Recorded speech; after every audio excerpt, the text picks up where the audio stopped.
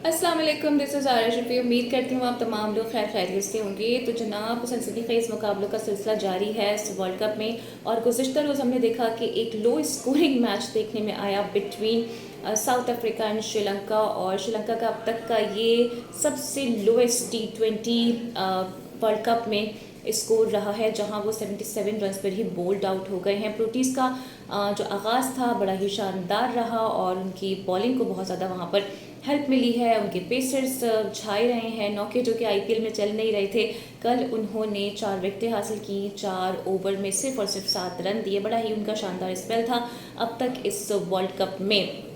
लेकिन प्रोटीज को भी बैटिंग में मुश्किलात दरपेश रहीं और 77 रन का ये टारगेट साउथ अफ्रीका ने कोई 16 ओवर्स में जाके चेस किया है। एक ये डिफ़िकल्ट विकेट थी, इसमें कोई दो राय नहीं है। और इस सिचुएशन के बाद अब पाकिस्तान और भारतीय बल्लेबाजों के लिए भी खतरे की घंटी बज गई है, क्योंकि बाउंस यहाँ पर अनइवन है, आउटफील्ड भी बहुत ज़्यादा स्लो है और बॉल बिल्कुल भी बाहर नहीं जा रहा है। फिर बाउंड्रीज भी यहाँ पर लंबी हैं, तो पाकिस्तान टीम को भी बहुत ज़्यादा यहाँ पर मेहनत दरकार होगी।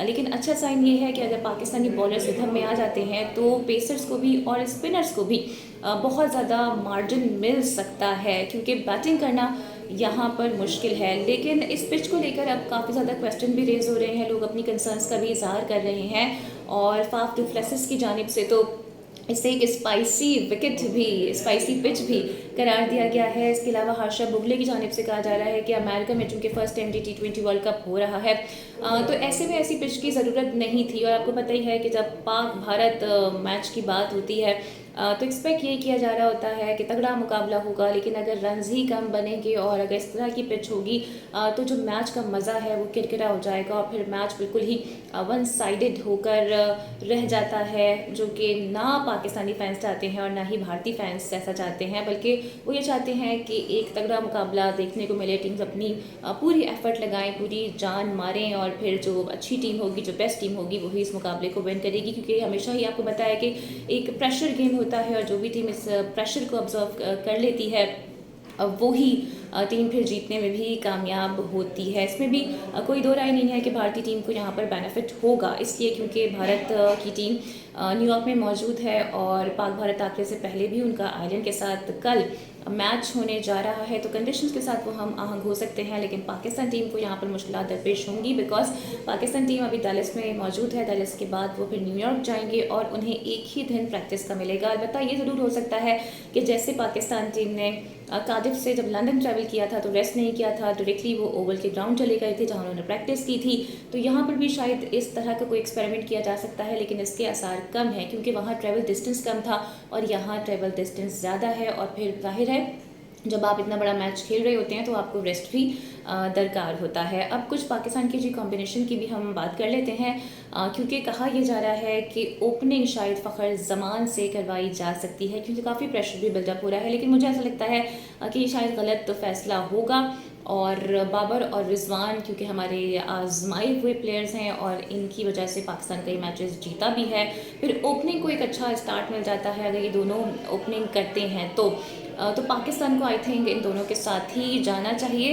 इसके अलावा अब शादाब खान, आज़म खान और उस्मान से मुतालिक भी बात हो रही है कि इनमें से किसे खिलाया जाएगा, किसे ड्रॉप किया जाएगा। और खासकर ये भी कहा जा रहा है कि आज़म और रिजवान क्या एक साथ खेल सकते हैं या नहीं खेल सकते हैं, बिकॉज फिर दो विकेट कीपर होते हैं और आज़म को कीपिंग के अलावा कहीं और यूटिलाइज नहीं किया जा सकता है। इस वक्त आज़म पे तनकीद भी बहुत ज़्यादा हो रही है। गुज़िश्ता रोज़ भी आपने देखा कि बाबर आज़म की जानिब से उन्हें गेंदा कह दिया गया था, जो कि एक डेरोगेटरी किस्म का स्टेटमेंट था और शायद बाबर को ऐसा नहीं कहना चाहिए था और बाबर को इस पर क्लैरिफिकेशन देनी चाहिए, क्योंकि ऑलरेडी उनका मोराल बहुत डाउन है और अगर ऐसी सिचुएशन रहती है तो फिर वो किस तरह से इतने बड़े मैच में जाके परफॉर्मेंस का मुजाहिरा कर पाएंगे। भारतीय टीम से मुतालिक भी एक मेरे पास अपडेट है, वो भी सोचा कि आपसे शेयर करती चलूँ। उनके जो कोच हैं, हेड कोच राहुल द्रविड़, उनकी जानिब से ये कहा गया है कि ये वर्ल्ड कप उनका लास्ट असाइनमेंट होगा भारतीय टीम के साथ। और